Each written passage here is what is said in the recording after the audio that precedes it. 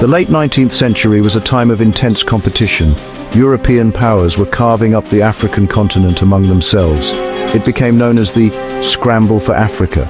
Britain, France, Germany, they seized vast territories. They sought resources and prestige and strategic advantage. Italy, a new nation, wanted a place among the empires. It looked across the sea to the Horn of Africa. A place in the sun drove policy and pride. From Eritrea, Italy dreamed of pushing inland. The prize was Ethiopia, ancient, independent, unafraid.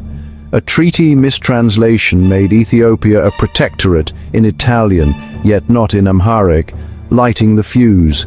Arrogance met resolve. The stage was set for a reckoning. At the heart of the defense stood Emperor Menelik II, shrewd, patient, brilliant, a master of statecraft and diplomacy. He united feudal lords under a central authority. He modernized, acquiring weapons to guard sovereignty.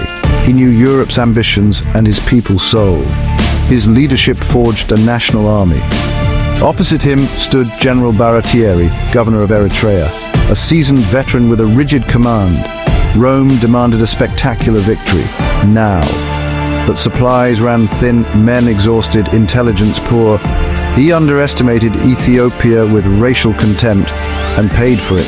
Menelik blended ancient spirit with modern arms, rifles, guns, and unity, sourced even from rival Europeans. Careful leadership would meet anxious ambition and decide the war. In September 1895, Menelik proclaimed mobilization. It echoed in churches, markets, villages, everywhere. A sacred appeal to faith, family, and freedom. The nation answered as one. From all corners, they marched to the frontier.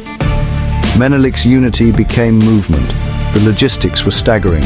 Amhara, Tigrayan, Oromo, Guraj, and many others, rifles old and new, alongside spears and shields. Empress Taytu managed logistics and inspired courage. Elite guards well armed, others carried older guns. Numbers, terrain knowledge, and shared purpose closed the gap. Razes led contingents, united beneath the emperor. 100,000-strong advance toward Adwa. Adwa lies in Ethiopia's northern Tigray, near Axum, cradle of faith and empire. Interlocking mountains and steep valleys, terrain the Ethiopians knew as home. For invaders, a nightmare. Baratieri's maps and intel were poor. Menelik chose ground that hid his vast force.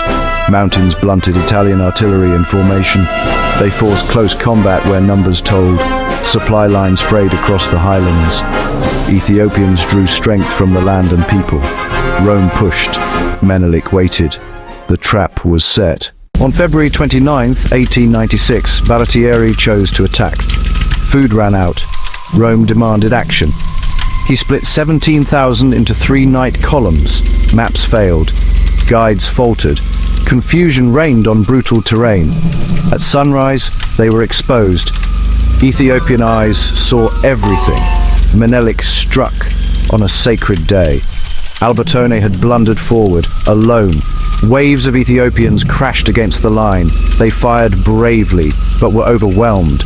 Artillery fell into Ethiopian hands. The others, ensnared by the mountains, could not link up. Ethiopian commanders struck from all sides. Signals failed. Each column fought alone. Terrain became a weapon. By noon, the army fought only to escape. By afternoon, coherence was gone. A terrified mob fled for life. Dabomida annihilated, Arimondi broken. Occupation bred fury along the retreat. About 7,000 killed, 1,500 wounded, 3,000 captured. Artillery and rifles lost wholesale. Baratieri escaped. His reputation did not.